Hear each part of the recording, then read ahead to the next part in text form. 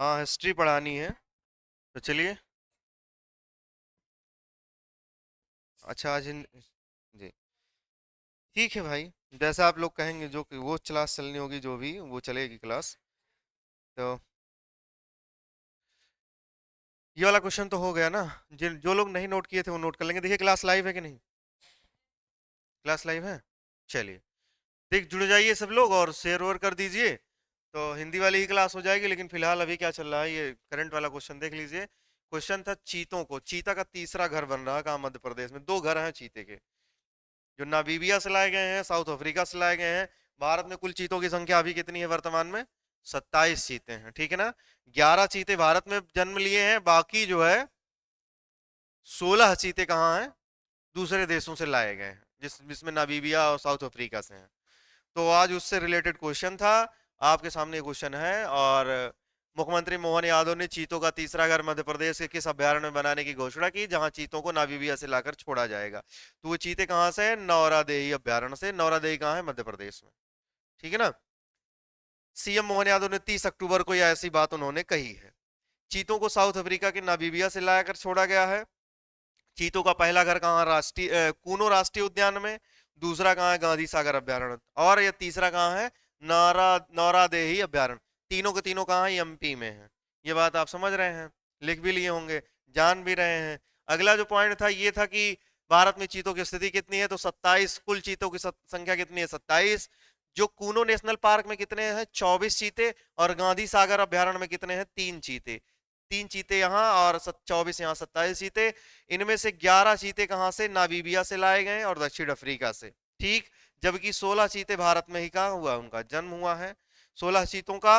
और चीतों का पुनर्वास जो शुरू हुआ, पुनर्वास जो दूसरे देशों को लाया गया फिर भारत में रहने लगे, वो 2022 सितंबर 2022 में 8 चीते सबसे पहले आए थे कहां से? नामीबिया से। बाकी मध्य प्रदेश के बारे में जानते हो, सोया प्रदेश कहते हैं मध्य प्रदेश, क्योंकि सोयाबीन की खेती यहाँ ज्यादा होती, सोयाबीन ज्यादा होता है, ठीक है। और राजधानी भोपाल। मुख्यमंत्री मोहन यादव। और क्या है? राज्यपाल कौन है? मंगू भाई छंगन भाई पटेल। और क्या कहते हैं, भाषा यहाँ की हिंदी है। जनसंख्या कितनी है? 7 करोड़ के आसपास। आज का ये आज की बात थी, ठीक है। आज हम आपको क्या पढ़ा रहे थे? हिंदी पढ़ा रहे थे। वो क्या पढ़ाना था उसमें?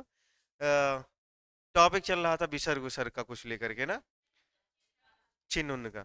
तो ठीक है, उसको पढ़ा देंगे अभी कल ही। अभी आज क्या पढ़ लीजिए? अभी आज हिस्ट्री पढ़ लीजिए, ठीक है। किसी को कोई दिक्कत तो नहीं है? आज इतिहास ही पढ़ लीजिए। अभी हम इतिहास ही आपको आज पढ़ा दे रहे हैं, ठीक। देखिए भाई, इतिहास पढ़ना है। और इतिहास में आप जान रहे हैं, कल ही हम आपको टॉपिक क्लियर करा दिए थे। वो हमको पढ़ना है क्या? पुष्य भूति वंश। पुष्य भूति वंश के बारे में जानना है। इसी को हम और क्या कहते हैं? वर्धन, क्या? वंश। वर्धन वंश कहते हैं या पुष्य भूति वंश कहते हैं। पुष्य भूति वंश कहिए या वर्धन वंश कहिए, ये कहाँ चला? अच्छा, ये हम कब पढ़ रहे हैं? ये हम पढ़ रहे हैं गुप्तोत्तर काल में। कब? गुप्तोत्तर काल। गुप्तोत्तर का मतलब गुप्तों के बाद का काल ना, गुप्त खत्म हुआ उसके बाद आगे चला तो गुप्तोत्तर काल कहते हैं। और उसमें पढ़ रहे हैं आप पुष्यभूति वंश। ये वंश चला कहाँ? तो आपको हम पहले ही बता दिए हैं कहाँ। थानेश्वर में। थानेश्वर कहाँ है? ये हरियाणा में। इस वंश का जो ये वंश चला है, जो ये कहाँ? हरियाणा। ये हरियाणा में चला, थानेश्वर में, ठीक है ना। अब आपको हम इसके बारे में कल आपको बताए थे कि ये जो वंश है, मतलब पुष्यभूति वंश या वर्धन वंश, ये गुप्तों से स्वतंत्र होने के बाद चला था। स्वतंत्र कैसे हुआ ये बताया, मतलब गुप्तों के अधीन पहले ये था, बाद में उनसे स्वतंत्र होकर के ये वंश चला। तो अब इस वंश के बारे में हम आपको ये भी बता चुके थे कि हमें जानकारी कहां कहां से मिली है। बाण भट्ट एक दरबारी कवि हैं इसी वंश के, और किस राजा के? हर्षवर्धन के। उनके दरबारी कवि थे और उन्हीं की रचना है क्या? हर्षचरित्र। और क्या है? कदाम्बरी। वहां से हमें किसके बारे में जानकारी मिलती है? पुष्यभूति वंश के बारे में। कल ये सब चीजें आप जान गए थे, ठीक है ना। ये सारी बातें आपको पता चल गई थी। अभी हमको जानना है, डायरेक्ट हम चलते हैं कहाँ? हर्षवर्धन को पढ़ते हैं, ठीक है ना। सारे सारे राजाओं के बारे में हम बताए थे। उसके पिताजी कौन? प्रभाकर वर्मन। वो वहां इस साम्राज्य के संस्थापक हैं। इनके बड़े भाई का नाम क्या है? राज्यवर्धन, यही ना। तो उनके मरने के बाद राज्यवर्धन राजा बनते हैं। राज्यवर्धन कुछ दिनों के लिए बनेंगे, तो उसी हर्षवर्धन के साथ ही हम आपको क्या कर देंगे, पढ़ा देंगे, ठीक है ना।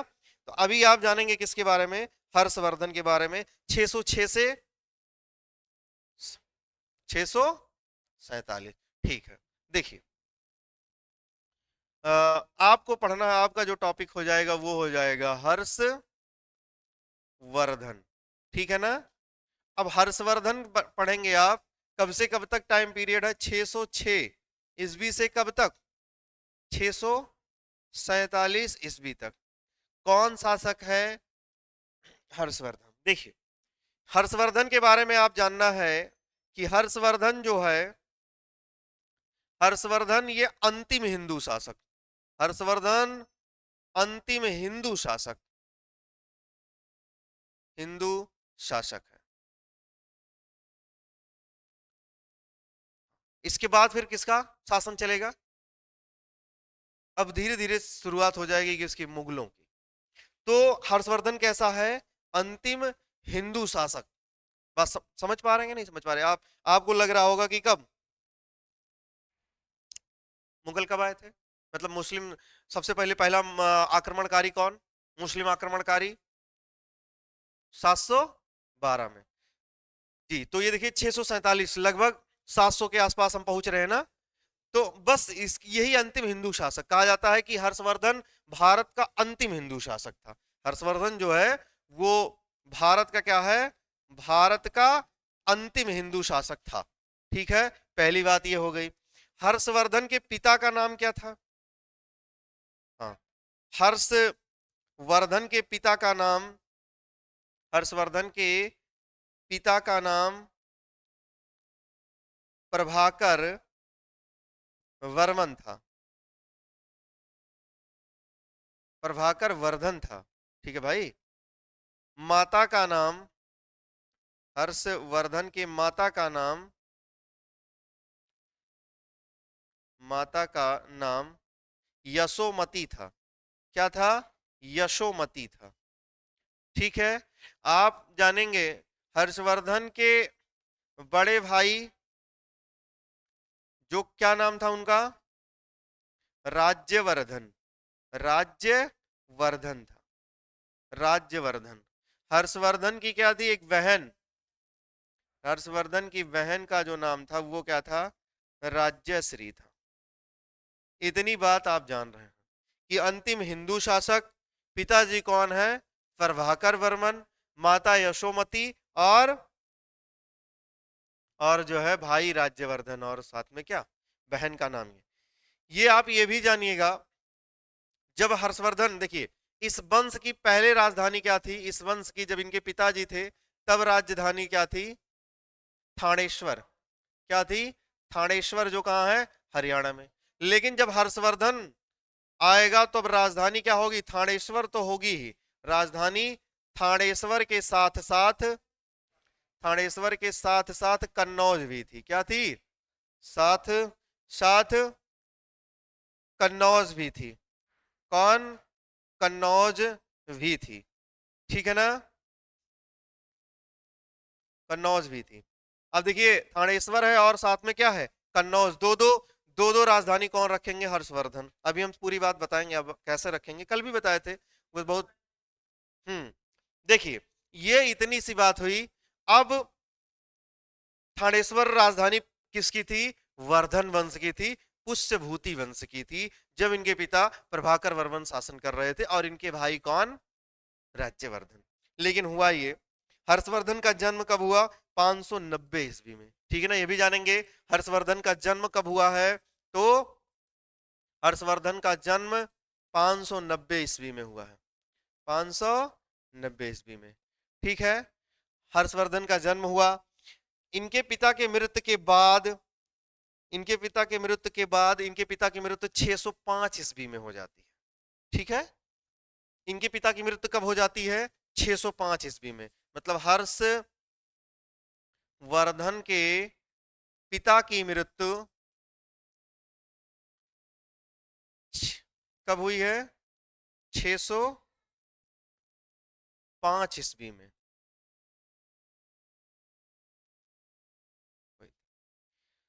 शासक कौन बने थानेश्वर का शासक?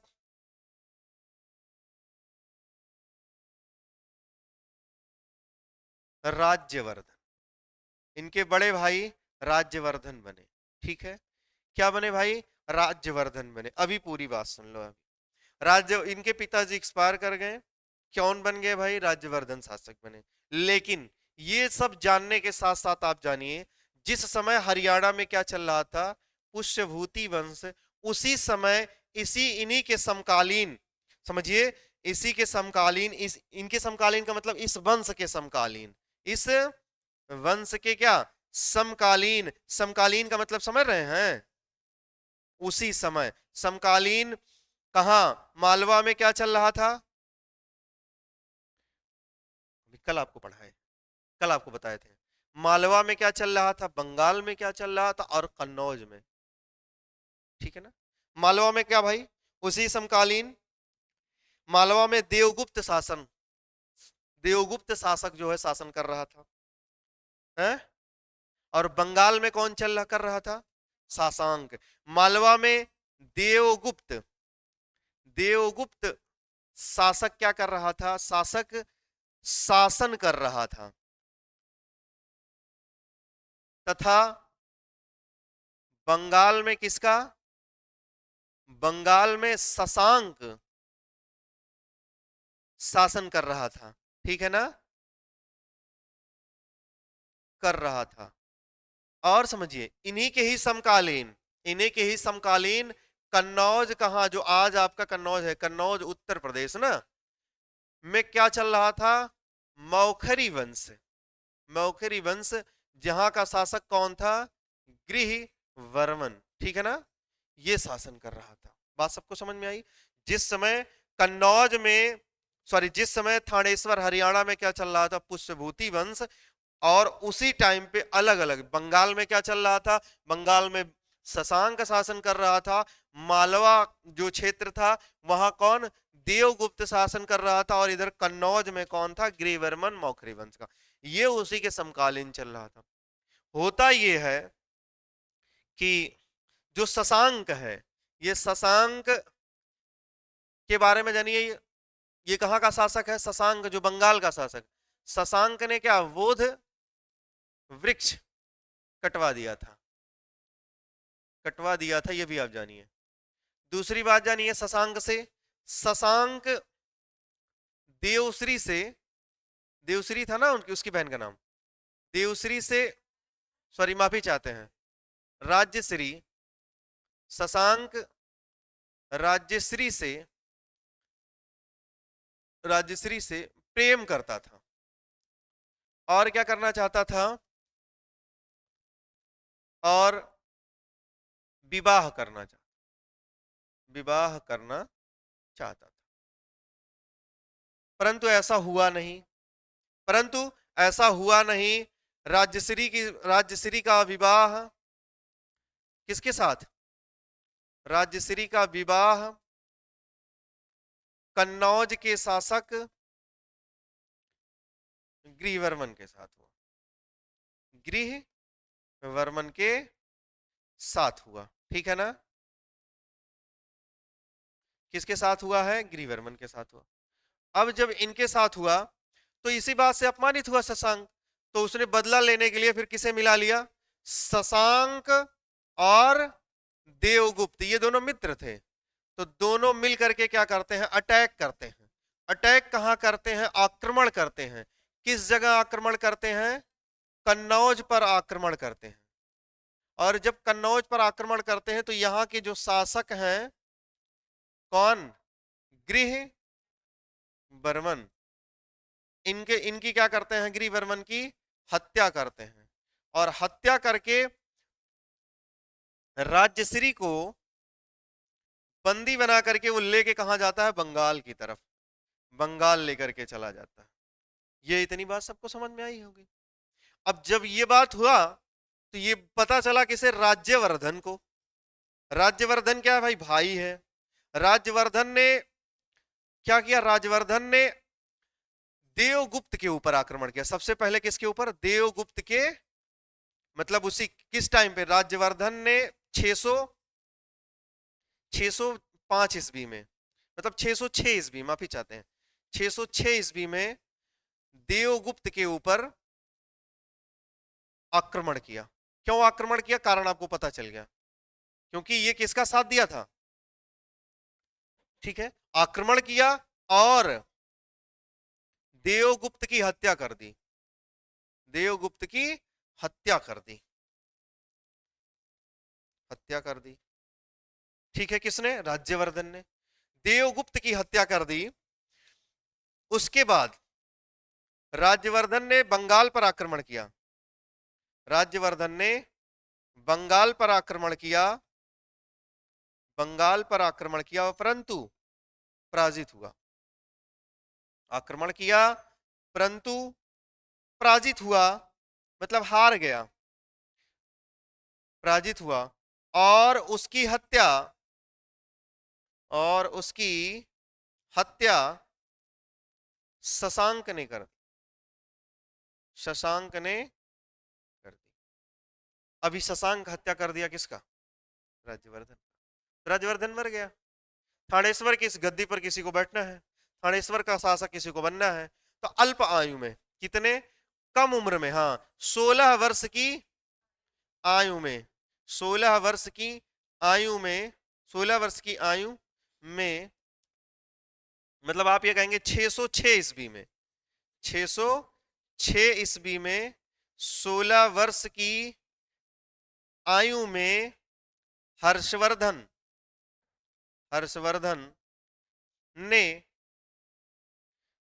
थानेश्वर में अपना राज्याभिषेक करवाया। राज्याभिषेक करवाया, मतलब अब 16 वर्ष की उम्र में शासक कौन बनने जा रहा है? हर्षवर्धन। हर्षवर्धन शासन मतलब शासक बनने जा रहा है, वो अपना राज्याभिषेक करवाया। कब करवाया? 606 ईस्वी में। इंपॉर्टेंट बात समझिए, 606 से 606 ईस्वी में जब उसने अपना राज्याभिषेक करवाया, किसने? हर्षवर्धन ने। उसी समय इसने क्या चलवाया? हर्ष संवत। आप जानेंगे 606 ईस्वी में हर्षवर्धन ने, हर्षवर्धन ने क्या चलवाया? हर्ष संवत की क्या की शुरुआत की। मतलब बात समझ रहे हैं? किसकी शुरुआत हुई है? 606 ईस्वी में हर्षवर्धन के द्वारा ही हर्ष संवत। ऐसे ही गुप्त संवत चला, ऐसे ही और क्या चला था? शक संवत और विक्रम संवत। तो अभी इसने क्या, हर्षवर्धन ने क्या चलवा दिया? हर्ष संवत। कब चलवाया? जब वो क्या बना? राजा बना। ठीक है, जब वो शासक बना। ठीक, अब इसके बाद जानेंगे कि हर्षवर्धन तो शासक बना, कितने कितने वर्ष की उम्र में बना है? 16 वर्ष की उम्र में। और क्या चलवा दिया? हर्ष। इसके बाद 606 ईस्वी में हर्षवर्धन ने बंगाल पर क्या किया? बंगाल पर आक्रमण किया और शशांक की हत्या करके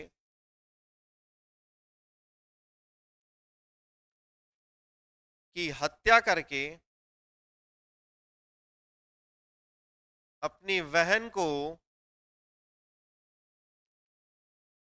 कैद से क्या किया? मुक्त किया।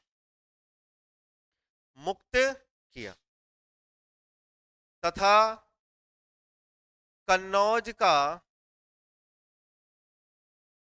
कार्यभार अपनी बहन को दिया, सौंपा। ठीक है ना? वास्तव में उसकी बहन ही अब वहां की क्या है? शासक है, लेकिन उसे नियंत्रण में कौन रखता था? सौंपा। कन्नौज को, कन्नौज को हर्षवर्धन अपने नियंत्रण में रखता था, अपने नियंत्रण में रखा।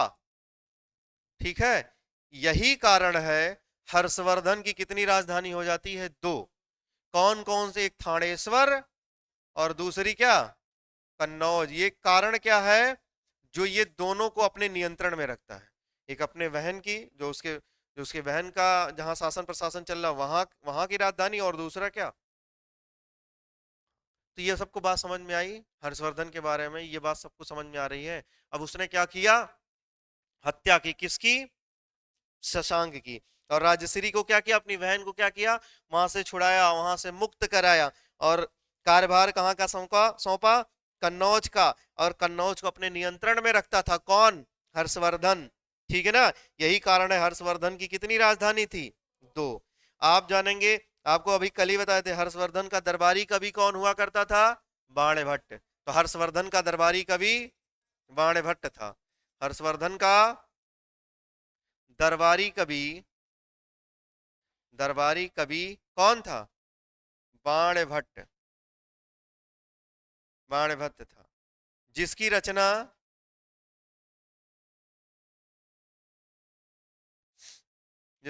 कौन सी है?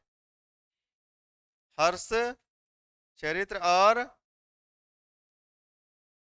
कादम्बरी है। कौन कौन है भाई? हर्ष चरित्र और कादम्बरी किसकी रचना है? बाणभट्ट की। ये किसके दरबार में रहते थे? हर्षवर्धन के टाइम पर रहते थे, हर्षवर्धन के दरबार में रहते थे। ठीक है ना? और हर्षवर्धन के बारे में सबसे ज्यादा जानकारी इसी पुस्तक से मिलती है। किसके? हर्ष चरित्र से। अगर आप हर्षवर्धन के बारे में और ज्यादा जानकारी चाहते हैं तो हर्ष चरित्र में ही इसका वर्णन किया गया है। ठीक है ना? किसने किया हुआ है? बाणभट्ट ने। हर्षवर्धन के शासन काल में कब भाई? 629 ईस्वी में चीनी यात्री ह्वेनसांग भारत आया। आपको पता है हर्षवर्धन के समय में ही यह प्रश्न पूछा जाता है कि ह्वेनसांग किसके शासन काल में? हर्षवर्धन के समय में ही हर्षवर्धन के समय में 629 ईस्वी में चीनी यात्री कौन? ह्वेनसांग भारत आया। कब तक रहा? 629 में आया, और कब तक रहा? 647। कब तक भाई? माफी चाहते हैं, 645 तक भारत में रहा। 645 ईस्वी। 629 में आया और कब तक मतलब भारत आया, और कब तक रहा? 645 ईस्वी तक। कहां तक? भारत में रहा। और ये आया था वास्तव में क्या करने? पढ़ने के लिए। कहा? नालंदा विश्वविद्यालय में, बौद्ध धर्म के बारे में जानकारी करने के लिए। ठीक है ना? भारत आया। ह्वेनसांग के द्वारा एक किताब लिखी गई है। ह्वेनसांग की एक पुस्तक है। क्या है? हाँ, ह्वेनसांग की पुस्तक सी यू की, जिसका हिंदी में नाम क्या है? सी यू की। इसकी रचना किसने की है? ह्वेनसांग। ह्वेनसांग के द्वारा लिखी गई पुस्तक क्या है? सी यू की है। जिसे क्या कहा जाता है? जिसे कहा जाता है, जिसका मतलब होता है दी लाइफ। इसका मतलब होता है क्या? सी यू की मतलब जिसका अर्थ होता है जीवन, दी लाइफ। ठीक है ना? ये किताब जिसका नाम जीवन है, रचना की गई, मतलब ह्वेनसांग की पुस्तक क्या है? सी यू की थी।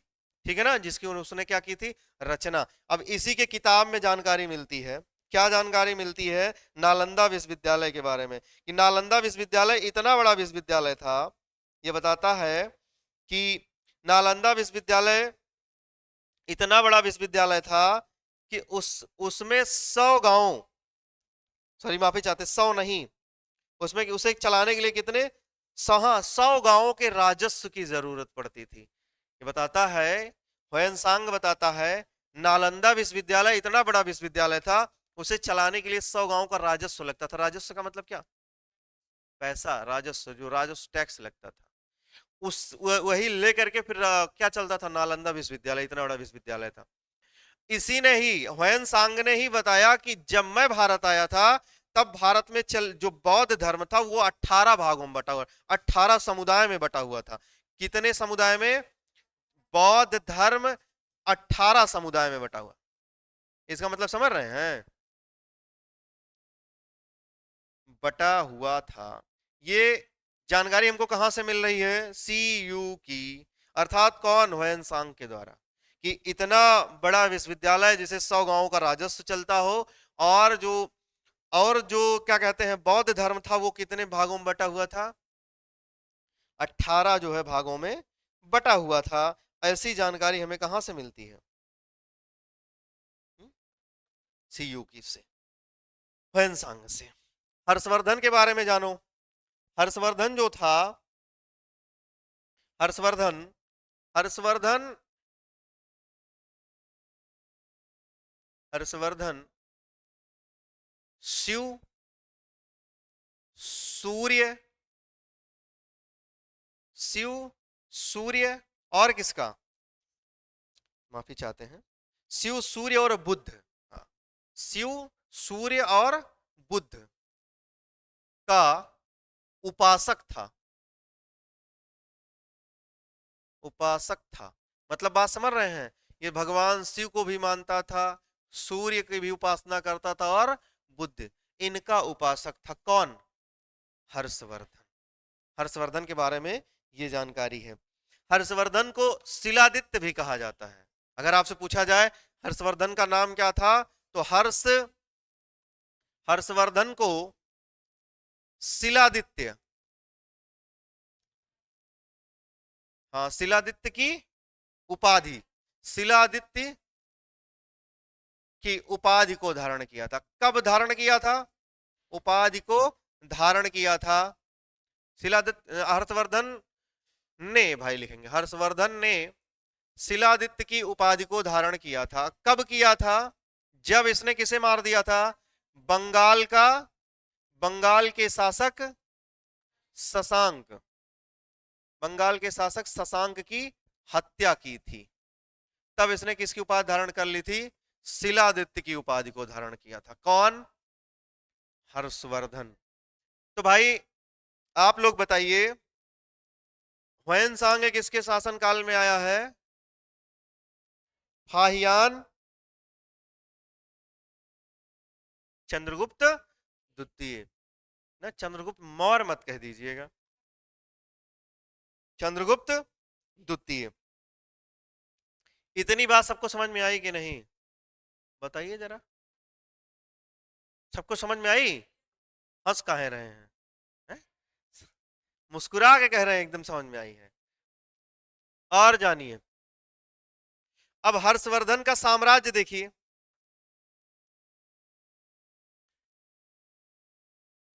हर्षवर्धन का साम्राज्य ये कहां से कहां तक था,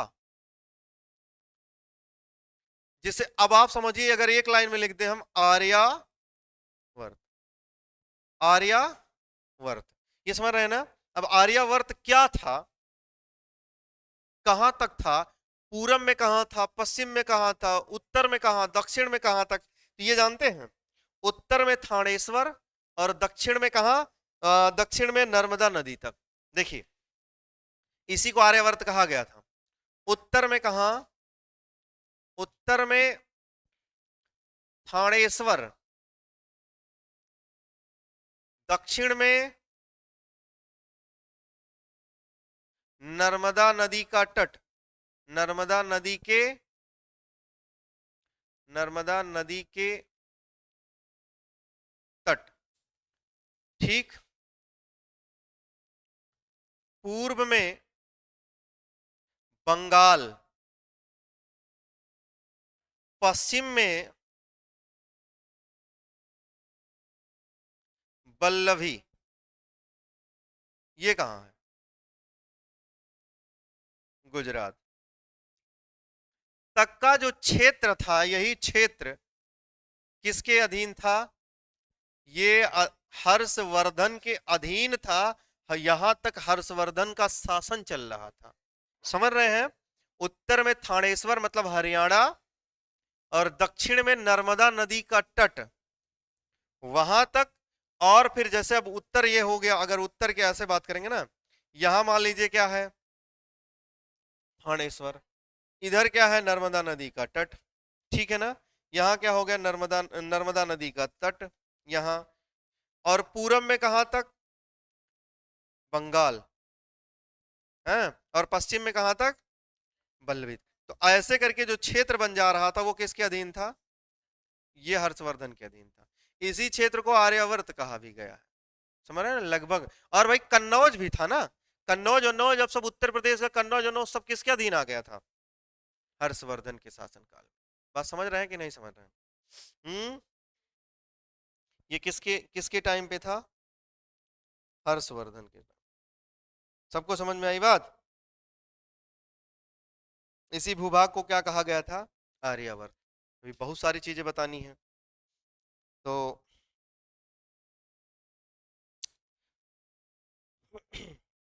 ह्वेनसांग के बारे में हम आपको बता दिए। इसने, जानते हो, ह्वेनसांग भारत आया था, इसने भारत के किसानों को शूद्र कहा था। कहा कि जो भारत के किसान है वही क्या है, शूद्र है, ठीक है ना। और ह्वेनसांग के बारे में हम आपको बता ही दिए कि क्या, सिंचाई उसने बताया कि जो उस समय सिंचाई होती थी वो रहट के द्वारा होती थी। रहट कितने लोग जानते हैं, कुओं से, मतलब कुआं होता था ना गांव में, वो उससे पानी निकालने की जो एक प्रथा थी वो रहट। पहले तो ऐसा था नहीं कि भाई अभी आज के टाइम पे मोटर लगा दी या जो है इंजन चला देते हैं लोग, तो उससे पानी निकलना शुरू हो गया और खींच के पानी बाहर निकाल दे। पहले रहट चलता था जो बैल चलाते थे। तो जो लोग जानते होंगे उनको पता होगा। हम्म हम्म ह्वेनसांग लगभग 1.5 वर्ष तक कहाँ रहा, नालंदा विश्वविद्यालय में रह करके अध्ययन किया था। इसीलिए ये बताता था कि वहां का खर्चा कितना था, 100 गांवों का राजस्व लगता था, ठीक है। अब पहले इतनी बात को आपको नोट करना है, तब आगे जो है इसके आगे पढ़ना है। तो नोट करिए जरा फटाफट।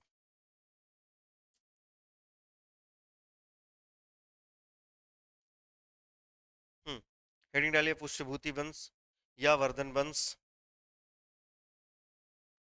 कहानी सुनने में अच्छा लगता है ना। सबको समझ में आई कि नहीं बात। लाइव वाइव चल रहा है भैया कि नहीं, क्लास चल रहा ना। हाँ, क्लास लाइव करना है, चल रहा है, कुछ और लाइव चल रहा है। अच्छा, ठीक है। रील ना, रील, यही सबसे बड़ी समस्या, रील है। अच्छा, नहीं हमला हम ये नहीं कह रहे आप लोगों को, रील बड़ी समस्या है। क्या है कि उस दौर का जादू क्या जाने ये रील बनाने वाले लड़के, है ना। मतलब जिस जिस टाइम पे हम लोग थे, जब जिस टाइम पे हम लोग पढ़ रहे थे, बहुत ज्यादा दिनों की बात नहीं बता रहे हैं, मतलब ये मान लीजिए नियर अबाउट 1999, सन 2000, 98 99 के टाइम की बात बता रहे हैं आपको। उस टाइम पे रील का ये प्रचलन नहीं था, तो हम लोगों का एक अलग अलग था ना, खेल ही अलग था, सब कुछ अलग था। साइकिल चलाना उसमें अपने आप में बहुत बड़ी बात होती थी ना। जो कैंची चला लेता था समझिए वो बहुत बहुत जो है बड़ी उपलब्धि हासिल कर लिया हो। तो पहले तो क्या, साइकिल को साइकिल मिल जाए पकड़ करके चलाना वो बड़ी बात है। आज के टाइम पे लड़के साइकिल क्या, वो मोटरसाइकिल मिल गई है, ये स्कूटी मिल गई है इलेक्ट्रिक वाली, तो क्रांति आ गई ना भारत में। क्रांति आई है, परिवर्तन हुआ, बहुत कुछ बदल गए हैं। तो आज के बच्चे क्या, वो क्या जाने।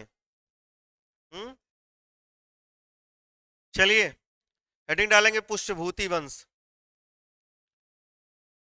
लिखेंगे। इस लिख ले रहे हैं क्या, ऐसे ही लिखेंगे। पुष्यभूति वंश के बारे में लिखिए। इस वंश के बारे में जानकारी, इस वंश के बारे में जानकारी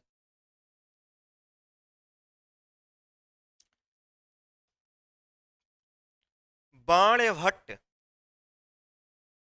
की पुस्तक, जहां तक लिखें ठीक है, उसके आगे नई लाइन से लिख लीजिए। इस वंश के बारे में जानकारी बाणभट्ट की पुस्तक हर्ष चरित्र से मिलती है, से मिलती है।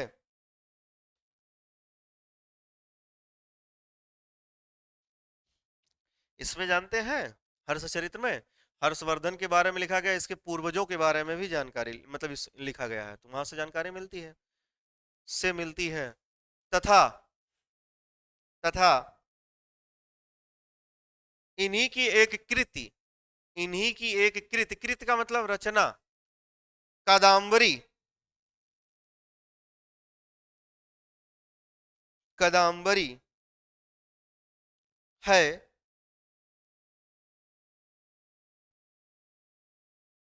कादम्बरी है जिससे हर्षकालीन सामाजिक एवं धार्मिक दशा का ज्ञान प्राप्त होता है, जिससे हर्षकालीन जिससे हर्षकालीन सामाजिक एवं धार्मिक दशा का ज्ञान प्राप्त होता है।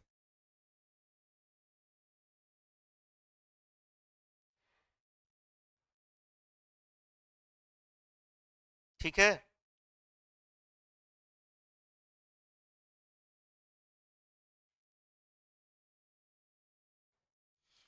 अब लिखेंगे गुप्त काल के पतन के बाद, गुप्त काल के पतन के बाद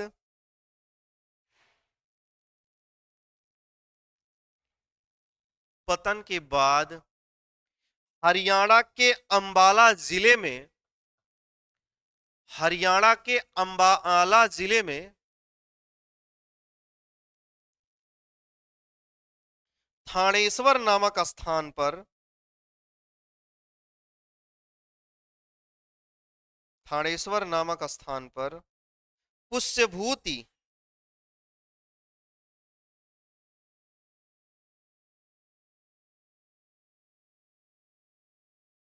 थानेश्वर नामक स्थान पर क्या, पुष्यभूति वंश की स्थापना हुई, पुष्यभूति वंश की स्थापना हुई। हम्म,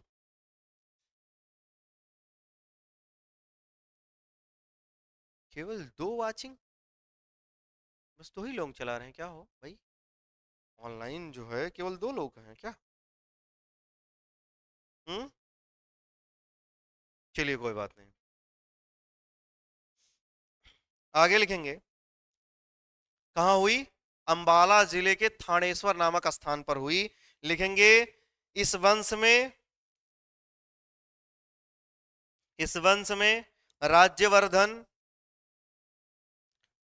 आदित्यवर्धन, राज्यवर्धन, आदित्यवर्धन एवं प्रभाकर वर्मन शासक हुए, प्रभाकर वर्मन शासक हुए।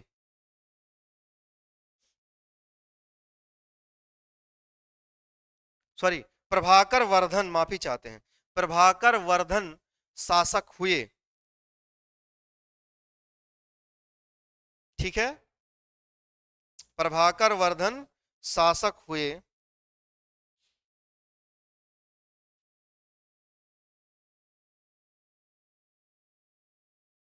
हम्म,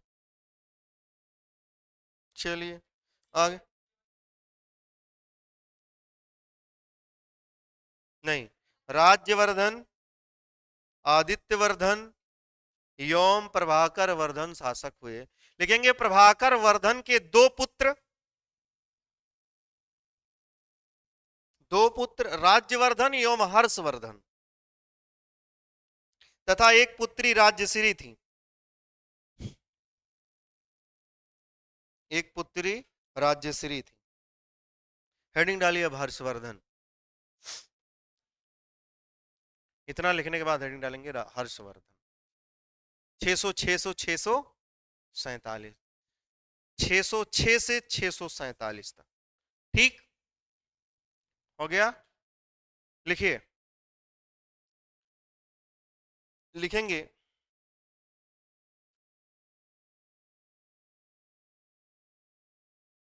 हर्षवर्धन भारत का अंतिम अंतिम हिंदू शासक था, हर्षवर्धन भारत का अंतिम हिंदू शासक था। इसका जन्म 590 है ना ईस्वी में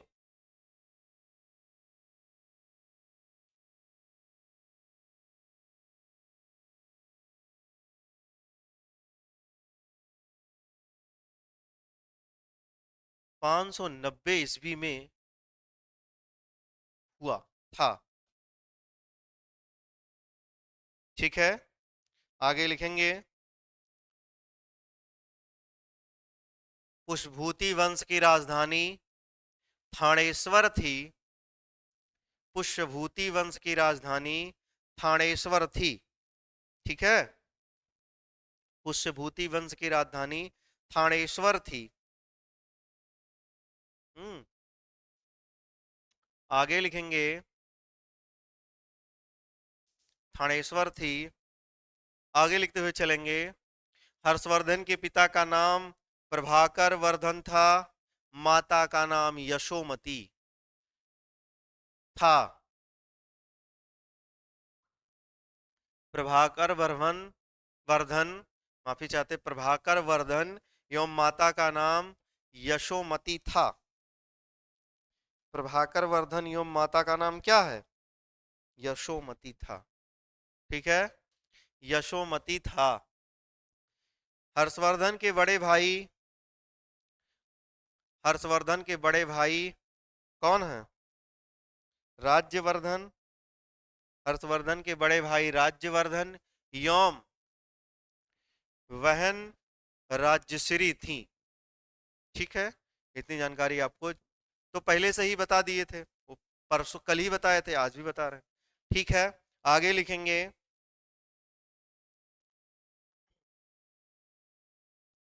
लिखिए इनके पिता की मृत्यु या इसके पिता की मृत्यु या हर्षवर्धन के पिता की मृत्यु 605 ईस्वी में हुई तो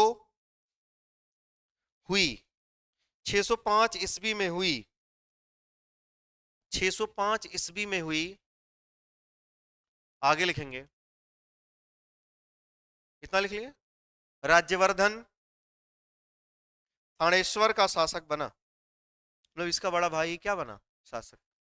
पहले से ऐसा ही चला आ रहा, बड़ा भाई क्या बनेगा? शासक बना। ठीक है, थानेश्वर का शासक बना। लिखेंगे राज्यवर्धन के समकालीन, राज्यवर्धन शासक बन गया ना, राज्यवर्धन शासक बना, लिख लिए। आगे लिखेंगे राज्यवर्धन के समकालीन, यहां हम बताए थे आपको, देखिए मृत्यु हो गई है, राज्यवर्धन शासक बन गया है। अब इस वंश के समकालीन मालवा में देवगुप्त, मालवा में देवगुप्त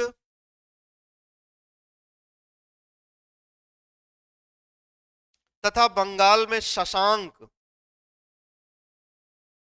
तथा बंगाल में शशांक शासक शासन कर रहा था। शशांक शासक शासन कर रहा था।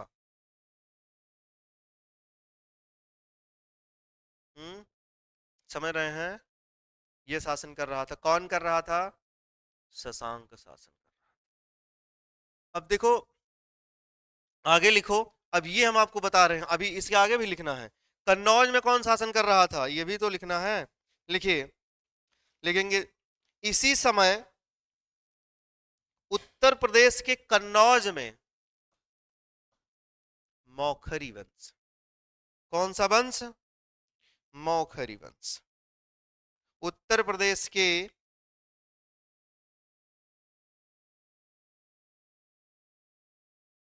कन्नौज में मौखरी वंश चल रहा था, मौखरी वंश चल रहा था, और यहीं का शासक गृहवर्मन, यहीं का शासक गृहवर्मन था।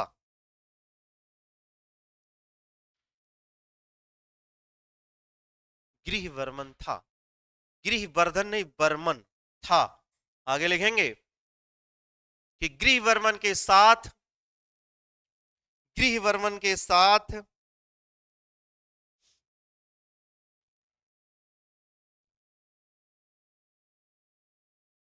राज्यश्री का विवाह हुआ, राज्यश्री का विवाह हुआ।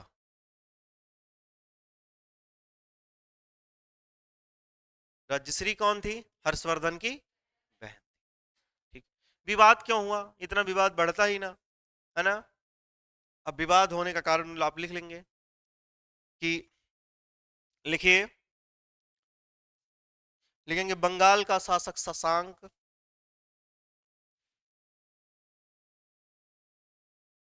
बंगाल का शासक शशांक राजश्री को पसंद करता था।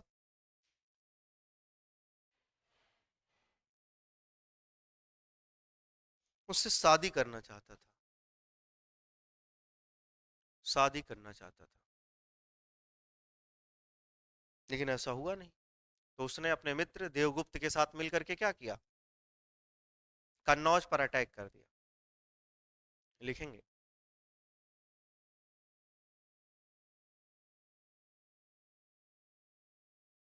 और विवाह करना चाहता था। लिखिए, ऐसा ना होने पर बंगाल के ऐसा ना होने पर शशांक ने ऐसा ना होने पर शशांक ने मालवा के शासक देवगुप्त के साथ मिलकर कन्नौज पर आक्रमण किया। ऐसा ना होने पर शशांक ने मालवा के शासक देवगुप्त के साथ मिलकर के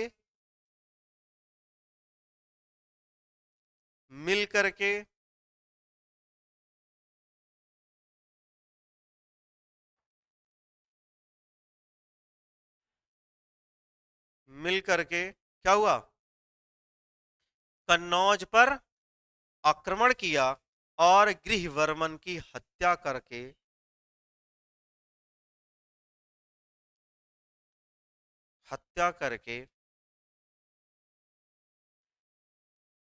क्या करता है, गृहवर्मन की हत्या करके राज्यश्री को राज्यश्री को बंदी बनाकर बंगाल ले गया। ठीक है, बंगाल ले गया। आप जानते हैं बुरे काम का बुरा नतीजा होता है। गलत काम जिसने किया है उसे भोगना भी तो पड़ेगा। हत्या की शुरुआत किसने की, शशांक ने की। अब देखिए, उसके मित्र शशांक के मित्र पहले देवगुप्त की हत्या होगी, और देवगुप्त की हत्या के बाद फिर शशांक भी मारा जाएगा। इसलिए कहते हैं कर्म कैसा होना चाहिए, अच्छा होना चाहिए, ढंग का होना चाहिए, क्योंकि कर्म वापस लौट के चला आता है। ऐसे वह ऐसे गोल गोल घूमता रहता है। गोल गोल घूमने का मतलब ये हुआ कि अगर आप गंदा कर्म गलत कर्म कर रहे हैं तो वो वापस आपके पास आएगा, वो चाहे हम हुए या आप चाहे जो हुआ। और यही बातें जो जल्दी से सीख जाता है, फिर वो थोड़ा सा उसकी लाइफ सही हो जाती है। अन्यथा की स्थिति में क्या है, सब कुछ कर्म के ऊपर है। जो जिस करहि तितस फल चाखा, किसने कहा है, गोस्वामी तुलसीदास जी की रचना है ना। हाँ, क्या कर रहा था, कर्म प्रधान विश्व करी राखा, जो जस करहि तितस फल चाखा। अयोध्या जाएंगे, ये सबसे पहली लाइन एंट्री लेते समय ही ऊपर लिखा हुआ है, कर्म ही आपका प्रधान है, जैसा काम करोगे वैसे ही क्या मिलेगा, फल मिलेगा। अब इन लोगों के द्वारा कितना गलत काम किया गया, हत्या की गई, बंदी बना करके ले गए। अब ये बात किसे पता चली, जब राज्यवर्धन को, क्योंकि उसमें उसका ही बड़ा भाई कौन, राज्यवर्धन शासन कर रहा है, उसे पता चलता है। तो अब उसके द्वारा आक्रमण किया जाएगा, पहले देवगुप्त को मारा जाएगा, फिर बाद में उसकी भी हत्या हो जाएगी, उसका भाई भी मारा जाएगा, क्योंकि शशांक के ऊपर अटैक करता था। लेकिन शशांक पहले से ही क्या है, शातिर है, चालाक है, और वो उसे पता था कि मेरे ऊपर आक्रमण होगा, तो उससे पहले से वो तैयार बैठा था। लेकिन हर्षवर्धन जब अटैक करता तो बच नहीं पाता, हर्षवर्धन उसकी हत्या करेगा, फिर वो 16 वर्ष की आयु में राजा बनेगा। ये सारी बातें आप कल पढ़ोगे, ठीक है ना। तो आज के लिए बस इतनी ही क्लास रखते हैं। और ऐसे इसीलिए कहा जाता है कि ऐसी दोस्ती किस काम की, सबसे पहले दोस्त ही मारा गया ना। सबसे पहले किसकी हत्या हुई, दोस्त की हत्या हुई। इसलिए गलत काम में अगर दोस्त साथ देंगे तो क्या होगा, हत्या हो, उसकी भी हत्या होगी। लेकिन याद रखना, दोस्ती का मतलब ये होता है कि चाहे जैसा भी काम, अगर दोस्त परेशान है तो फिर क्या, उसकी मदद करना, लेकिन सलाह जरूर दे देना कि ये गलत है। एग्जाम्पल आप समझिए, किसकी दोस्ती है, दुर्योधन एवं कर्ण की दोस्ती थी। रिजल्ट परिणाम पता था, कर्ण को भी पता था कि क्या है, हार जाएंगे, गलत कौन कर रहा है, दुर्योधन कर। लेकिन वहां बात किसकी थी, दोस्ती की थी और जबान की थी। उन्होंने कहा था कि हम आपकी क्या करेंगे, मदद करेंगे। और कर्ण ने लास्ट समय में मदद भी किया, और देखिए अंत तक उसने इसकी क्या कहते हैं दुर्योधन की मदद की, लेकिन वो भी मारा गया। तो ऐसा नहीं है, जो गलत काम करोगे तो मारे जाओगे, लेकिन क्या है, सबसे बड़ी बात थी दोस्ती की। बाकी भगवान श्री कृष्ण और सुदामा की दोस्ती की कहानी आप बहुत अच्छे से जानते हैं ना, मित्रता की कहानी वहीं से है। मित्र, हाँ, दोस्त का अंश नहीं, बिल्कुल नहीं खाना चाहिए। ये तो भोगना पड़ गया किसे? हाँ, मेन लाइन तो बता रहे हैं भाई, किसे किसे भोगना पड़ गया? सुदामा जी को। वो गुरुजी भेजे थे ना लकड़ी, बहुत कड़ाके की ठंड, माता जी हमारी ये कहानी बताती थी कि कड़ाके की ठंड पड़ रही थी, और गुरुजी ने कहा कि भाई थोड़ी सी लकड़ी ले आओ, जंगल चले जाओ आप लोग, क्योंकि तब ऐसे होता था कि गुरुजी के पास ही बैठ करके शिक्षा ग्रहण। अच्छा, गुरुजी के पास बैठ करके शिक्षा ग्रहण करने को एक वाक्य में क्या कहा जाता है? अंतेहवासी। पहले लोग अंतेहवासी होते थे, मतलब जब भी विद्यार्थी होता था वो गुरुजी के समीप बैठ करके शिक्षा ग्रहण करता था, जो भी बताया जाता था गुरुजी के द्वारा। तो गुरुजी कहे भाई ले आओ लकड़ी उकड़ी, तो ये माता जी चना दी थी, सुदामा जी के पास था, ये अपने जेब में रखे हुए थे, पोटली में वही रखे हुए थे। अब ये भगवान श्री कृष्ण ऊपर चढ़ के लकड़ी तोड़ रहे हैं। तो हाँ, तो बारिश तो हुई, कड़ाके की ठंड भी थी, तो ये चना मुंह में रख लेते थे और दबाते थे तो वो आवाज करता था, चना। भगवान पूछे ऊपर से भाई क्या खा रहे हो? मित्र कहे कुछ नहीं, ठंड के मारे जो है दांत जो है ये किटकिटा रहे हैं, ये जो आवाज आप सुन रहे हो दांत की है। तो कहे कोई बात नहीं है। उनको पता चला, तो कहे कि भाई अगर आप ऐसा करोगे तो इसका आपको क्या होना, इसका फल तो भुगतना पड़ेगा। फिर लास्ट में देखिए वही पोटली ले जा करके वो चावल वाली ले जाते हैं, और जैसा भी कहानी है जो भी है, लेकिन यहाँ कहने का सीधा सीधा, वास्तव में सीधा सीधा मतलब है क्या, हक नहीं खाना चाहिए ना मित्र का। ये ये अंबुज सिंह इसलिए कह रहे हैं कि इनके दोस्त ऐसे होंगे, ये इसीलिए चाह रहे हैं कि ऐसा नहीं हो ना, ऐसा नहीं होना चाहिए, दोस्ती होनी चाहिए। अभी आप अभी मैं अभी मैं जो है एक वीडियो देख रहा था, सोशल मीडिया पे काफी ज्यादा वायरल वीडियो है।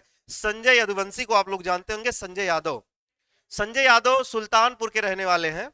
वो कॉमेडी वीडियो बनाते थे और इसमें गाना गाते हैं, तो पॉपुलर हो गए हैं। अच्छा, एक चीज और आपको बता दें, लोग बर्दाश्त नहीं कर पाते हैं, समझ रहे ना, कोई आगे बढ़ रहा हो। अब जैसे संजय यादव इतने इतने छोटे से, मतलब होता ना कस्बे से उठना, एक मतलब आभाव में जी रहा लड़का जो ऊपर उठा हो, और उसके बाद ऊपर उठने के बाद अगर वो थार ले लिया हो, उसके पास आईफोन आ गया हो, अल्ट्रा वगैरह फोन आ गया हो, तो लोगों को बड़ा तकलीफ होती है। जैसे कुछ ही लोग होते हैं समाज में, लेकिन इस तरीके के प्रवृत्ति के लोग हैं, उनको बड़ी तकलीफ होती है, अरे यार ये कैसे नचनिया वचनिया वाला, नाचने गाने वाला लड़का आज ये कैसे होता है ना, बड़ी तकलीफ हुई। एक बार ऐसा देखिए, आपको पता चला होगा, बीच में अटैक हुआ, उनके ऊपर झगड़ा। अभी एक गोरखपुर का मामला सामने आया था, वो कहीं कोई बुलाया था गाना वाना गाने के लिए, और वहां मैंने देखा कि आप जब पूरा वीडियो देखेंगे, संजय यादव जो भी गाने गा रहे हैं, उनके बगल में उनके एक मित्र हैं, मुझे लगता है सचिन ऐसा कुछ नाम है, उनके साथ एक जो है झगड़ा कर रहा है एक व्यक्ति। तो जबकि वो सचिन जो भी है, नाम जो भी है मुझे पता ही नहीं है क्या नाम है उनका, वो बचाव का काम करते हो। देखो मित्र यही होता है। वहां संजय के, जबकि वो सब कुछ संजय के ऊपर कहा जा रहा है, लेकिन वो काफी काफी कोशिश कर रहा है कि लड़ाई झगड़ा ना हो। लास्ट में मुझे लगता है कि जाते समय, नीचे उतरते समय, संजय यादव के मित्र को भी एक दो झापड़ किसी ने मार भी दिया वहां स्टेज से। तो इस तरीके की घटनाएं होती देखो, लेकिन मित्र है, बचा करके उनको लोग बाहर निकालते हैं। मैंने देखा कि वो खेतों से वो लोग बाहर निकलते हैं। तो मित्र कई जगह जो है साथ देते हैं, ऐसी बात नहीं है कि एक ही जगह की बात कर रहे हो, लेकिन ये समाज है, ये आप लोगों के साथ भी होगा, याद रखना। अगर आप अभी नौकरी वोकरी पा जाए, देखिए लोग आपको एक्सेप्ट नहीं कर पाएंगे, कहेंगे यार उनका उसका मतलब कहीं जुआड़ उआड़ रहा होगा, समझ रहे हैं ना। तो ये दुनिया है। फिलहाल आज के लिए ये इतनी ही क्लास थी, धन्यवाद।